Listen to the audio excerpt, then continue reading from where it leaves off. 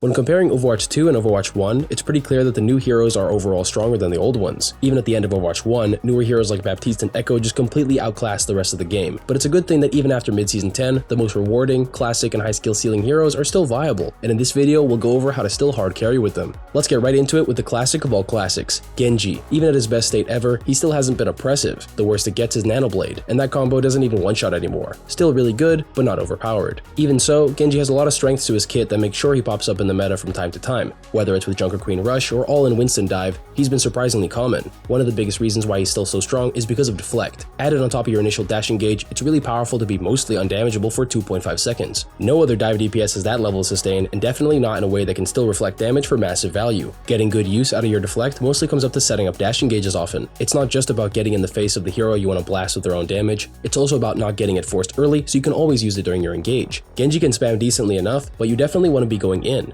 If you want to play Genji in Season 10 of Overwatch 2, you have to use what he can do best, killing enemies with burst damage. Setting up before the fight means you have to deal with enemy team positioning. If the backline is too safe, look to pressure aggressive players. If the enemy tank is in your way, you can even go for a dash burst engage on them to force them out. Deflect will almost always bail you out, so as long as you force abilities that are longer than 8 seconds, you're winning the long fight for your team by playing for an aggressive short engage. Genji has a lot of strengths and weaknesses, but he's still an excellent duelist, especially when it comes to surviving afterwards. Dash in, burst, then deflect and climb and double jump your way out. It's a lot harder to catch you if you make the first move on an isolated target. If you're looking to rank up on your favorite heroes, check out the link in the description below to get access to a Game Leap membership. There are tons of guides and courses that can level up your game and help you get better, faster. Make sure to check it out and enjoy the video. Next up is a more popular but undeniably classic Lucio. Up until the recent damage nerf, he did pretty much everything, and even now, he still can. Lucio has a lot more to do than Genji does though. It's not as straightforward as setting up engages and then executing. Carrying with Lucio in any comp means you have to have high game sense and map awareness. Lucio has the mobility and dueling skills to get to and then support allies all over the map, and if everyone's stacked, you can amp speed as you walk forward or as you kite. It's the perfect tool for pushing or falling back, but unless your team is working together in voice, you don't need to force a move yourself. You can just follow the flow of your team and support the moves they make. Even if they're trolling, a Lucio amped team trolling together has a decent chance of winning any fight, and there are also a lot of specific ways to help your team. For your tank, you can speed boost them when the front lines meet for an easy advantage no matter what the matchup is.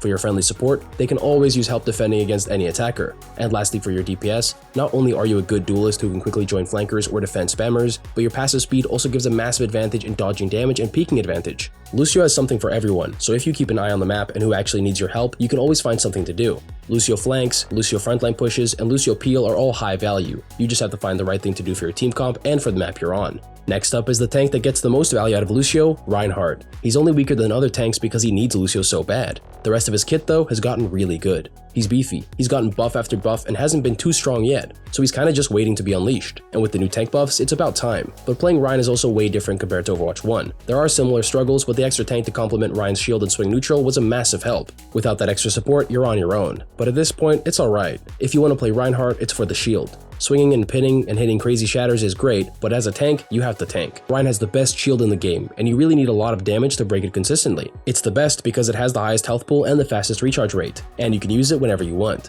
Your shield health is the most important resource for you to manage. When you have high shield, you can go hard, and when you don't, it's time to chill. Easy stuff, but it means you have to be playing in positions that help you play for that. Rein has a strong shield, and now high burst damage up close, so corners are the best, but not just for stalling. You can get off 2 swings in quick succession with your hammer hitbox. From behind the corner, you have the cover to avoid damage while still being close enough to the objective or choke that you can deal great damage to anyone trying to pass, all while exposing yourself as little as possible to damage. Rein has a decent pool of armor to complement his shield, so your staying power is amazing whenever you can avoid getting bursted for over 300 damage. There are other tanks that can hold corners as well as Rein do, but none of them are as dangerous in close range as Rein is now. So even though your shield is by far the most important part of your kit, use it to contest front lines, corners, or objectives with your heavy hammer burst damage. Just make sure you have enough shield health to fall back to the next defensive positioning when you're walking up. Rein doesn't spam much obviously, but he can be really good in a long fight regardless, so surviving is always worth it. The second DPS we've got on the list is Reaper. He's been in the game for so long. He's been pretty strong sometimes, but right now it's not especially good or anything. In fact, it's pretty bad, with how effective the armor change is against Reaper. Some tanks might not even die even if you hit every shot from the very start,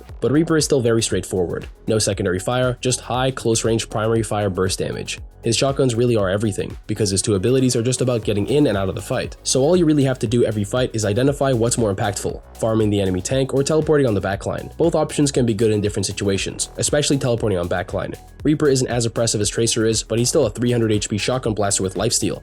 Some supports just can't handle the Reaper damage. Baptiste and Zen are the easier targets, but even the mobile supports like Kiriko and Lucio can get their abilities forced at the very least. Wraith form makes escaping back to your team super easy, and then you can just win the front line with the cooldown advantage even if you didn't get a pick. Reaper's presence is just that imposing, but clearly it's not always easy to set up. You don't want to be sneaking around half the game and getting no ult charge, so while you're not going for the backline dive, marking the enemy tank is good value too. But it's no surprise that Reaper is best with comps that push in with him. Reaper has a really strong cycle, with a ton of burst damage and an easy escape, so if you can time your engage when your teammates are also going aggressive, you'll be getting away with a lot more for sure. Next up is Ana. She was the first hero added to the game, so technically she's not a part of the original cast, but she's also the most capable out of the other two options. There really wasn't a lot of options for supports back on the first launch day. But anyway, Ana is a classic mainstay Overwatch hero, and she got that way by just having a fun, interactive, and high-skill playstyle. It's a good thing she's not too bad right now because it means she's still playable, and with tanks getting stronger than ever, pocketing that tank hard is also really good. Carrying as Ana is definitely more about using your nade though. Other supports can also heal enough to keep their front line alive, but Ana has the anti-nade utility.